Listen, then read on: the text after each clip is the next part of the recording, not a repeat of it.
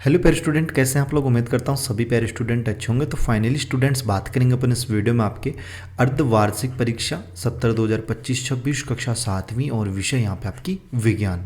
तो class 7th वाले जो स्टूडेंट्स हैं उनके लिए वीडियो रहेगी। इस वीडियो में कक्षा 7 का विषय विज्ञान का जो क्वेश्चन पेपर है आपका, ठीक है, तो उसका संपूर्ण सॉल्यूशन यहाँ पे कवर करेंगे। समय स्टूडेंट्स आप लोग देख सकते हो और पूर्णांक आपका 80 अंक है यहाँ पे। अनुक्रमांक अंकों में, इधर शब्दों में ये आप लोग लिख सकते हो। सीधे क्वेश्चनों की बात करते हैं। उससे पहले बता दूं प्यारे स्टूडेंट, अगर चैनल पे पहली बार आए तो यार चैनल को जरूर सब्सक्राइब कर लेना। बेल का जो नोटिफिकेशन है उस पर ऑल पे सेट कर लेना, ताकि इसी तरीके से नेक्स्ट वीडियोस अपलोड हो आपके अदर सब्जेक्ट्स के तो उनके नोटिफिकेशन आप तक पहुंच पाएँ। देखिएगा, क्वेश्चनों की बात करते हैं। पहला प्रश्न है, अग्रच वर्णक दांतों की संख्या कितनी होती है। तो स्टूडेंट्स द वाला ऑप्शन राइट कर लेना, 8 होती है, ठीक है। फिर देखना आपका प्रश्न 2 है, वाहन चालक पीछे की दृश्य देखने हेतु कौन सा दर्पण उपयोग करते हैं।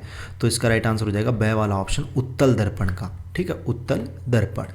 फेफड़ों के अंदर श्वसनी की अंतिम शाखाएं खुलती हैं, कहाँ खुलती हैं, वायु कोशों में।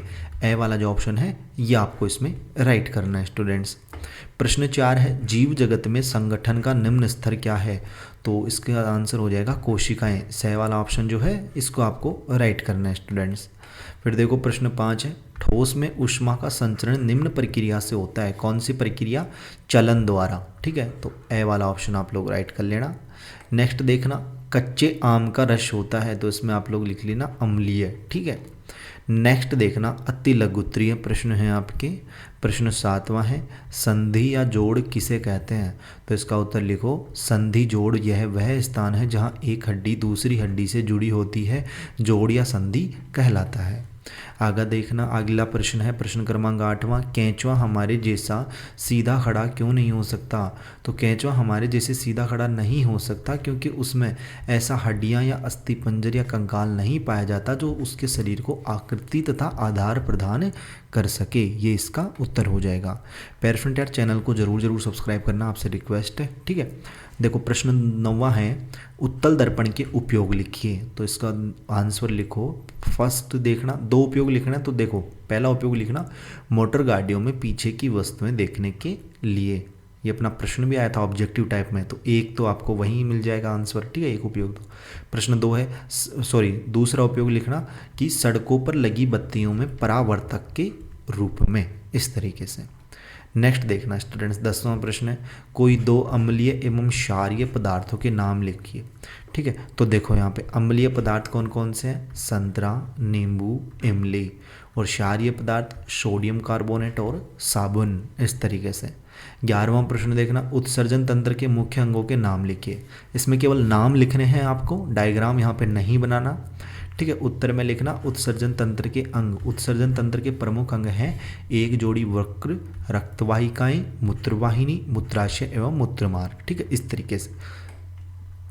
नेक्स्ट देखना स्टूडेंट्स, आपका सही जोड़ी वाला है ये, ठीक है। मिलान यहाँ पे करने हैं आपको इसमें, जैसे वृषण वंडाशय, ठीक है, अग्नाशय, पीयूष ग्रंथि, जिब्रेलियन, कब्जा जोड़, कंदुक खलिका जोड़, और इधर है कंधे और हाथों की, हाथ की हड्डी, ठीक है, पादप हार्मोन।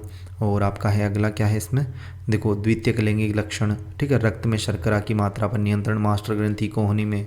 13वां प्रश्न देखना, रक्त कणिकाएं कितने प्रकार की होती हैं, उनके कार्य लिखो। तो देखो रक्त कणिकाएं 3 प्रकार की होती हैं।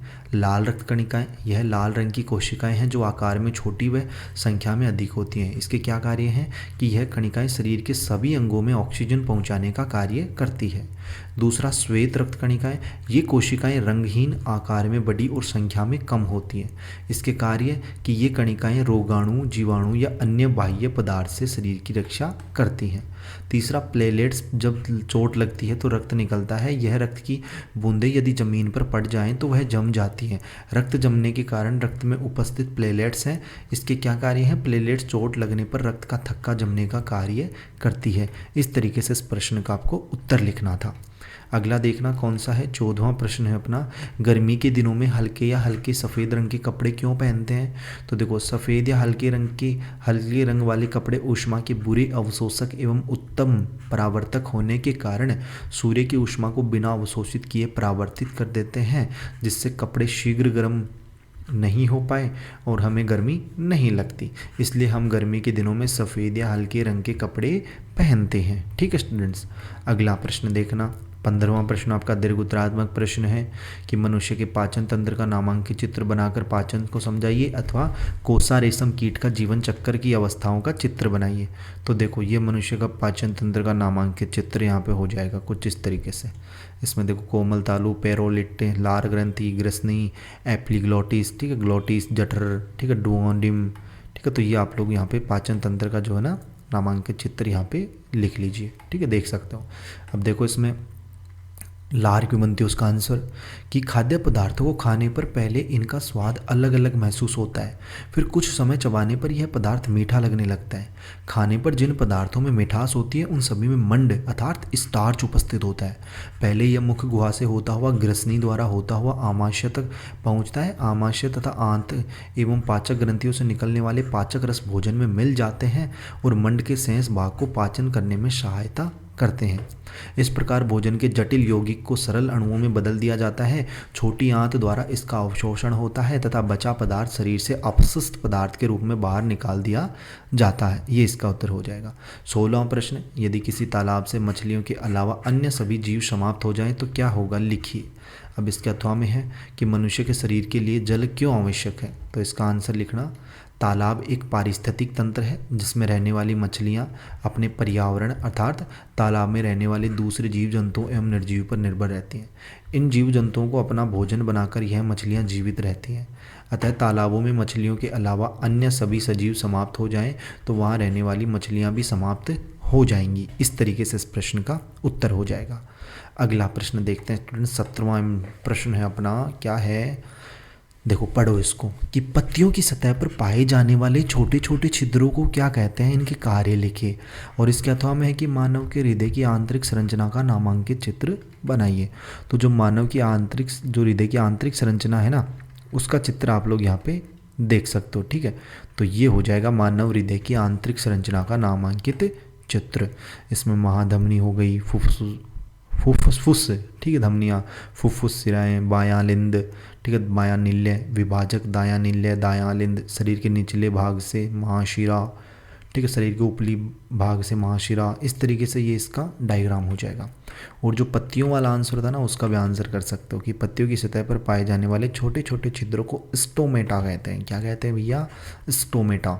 स्टोमेटा रंध्र का प्रमुख कार्य ऑक्सीजन व कार्बन डाइऑक्साइड का आदान प्रदान करना होता है। ठीक है, और पेरेंट इस तरीके से ये प्रश्न थे। अगर आपने अभी तक अपने चैनल को सब्सक्राइब नहीं किया तो यार चैनल को जरूर सब्सक्राइब कर लेना। इसी तरीके से आपको ऑल सब्जेक्ट्स के जो क्वेश्चन आंसर हैं वो प्रोवाइड करवा दिए जाएंगे। जल्दी आपके प्रोजेक्ट कार्य हैं उनके सॉल्यूशन पे अपन आपको प्रोजेक्ट वो जो है उपलब्ध करवा देंगे। ठीक है, और बाकी ईयरली एग्जाम वार्षिक परीक्षा के लिए भी इसी चैनल पे आपको वीडियोस मिलेंगे। तो आप लोग चैनल को सब्सक्राइब करके रखें, बेल का जो नोटिफिकेशन है उस पर ऑल पे सेट कर लें ताकि इसी तरीके से आपको नेक्स्ट वीडियोस अपलोड हो उसका नोटिफिकेशन अपलोड हो जाए। तो मिलते हैं जल्दी नेक्स्ट वीडियोज़ में सी होशम जोश के साथ। तब तक सभी पैरे स्टूडेंटों को बाय, धन्यवाद, टेक केयर।